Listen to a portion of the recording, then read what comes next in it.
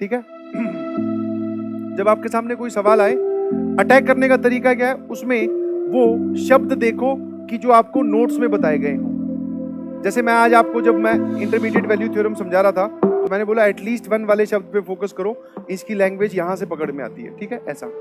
वरना जो भी उसमें सवाल दे रखा है, जो भी चीज आपको देखिए वो देखो कि नोट्स में कहां है, अगर आपको उस पर अटैक करने का मौका नहीं मिल रहा तो। अगर वो क्वेश्चन फिर भी नहीं सॉल्व होता तो फटाफट उस पर ज्यादा टाइम वेस्ट ना करो। ऐसा नहीं है कि उसमें लगे हुए आधे घंटे से वो सवाल ही नहीं सॉल्व हो रहा। लीव इट, ईगो पर लेने की बिल्कुल जरूरत नहीं है, बिकॉज सर हमें पढ़ाई करनी है बहुत ज्यादा, we have physics and chemistry also, और इसमें भी सर सवाल बहुत सारे करने हैं। तो इसमें आप मैक्सिमम एक बार ट्राई करो या फिर एक और बार थोड़ा 10-15 मिनट का गैप देकर या 5-10 सवालों के बाद में एक ट्राई और करो। उसके बाद में फिर इसको डाउट वाली कैटेगरी में आप डाल दो कि अब इसका सर सॉल्यूशन समझेंगे, जहां से भी मिलेगा फिर देखेंगे कि हम कहां अटैक कर रहे थे। तो ये है हमारी क्वेश्चन सॉल्विंग स्ट्रेटेजी। समझ में आ रहा है कि नहीं समझ में आ रहा? और ऐसा आप सभी सवालों के लिए मैं तो बोलूंगा, देखो 2 चीजें हैं इसमें, दोनों बातें अलाउड है।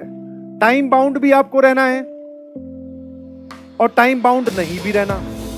सर ये कैसी बात हुई? दोनों ही बात बोल दी, टाइम बाउंड भी रहना है और नहीं भी रहना है। मैंने कहा हाँ, टाइम बाउंड मतलब आप ऐसा नहीं है कि टाइम बाउंड नहीं रहना में आप ऐसा समझो कि आप लगे हुए हो, 6 घंटे हो गए 3 ही सवाल सॉल्व किए हैं, नहीं, ये वाला इसको आप नहीं एक्सटेंड करें। और टाइम बाउंड रहना है मतलब कि आपको सवाल घर पे तो सोचना ही पड़ेगा ना यार, घर पे पन्ने पलटने भी पड़ेंगे, फॉर्मूले देखने पड़ेंगे, चीजें सोचनी पड़ेगी, तो उसमें टाइम लगता है।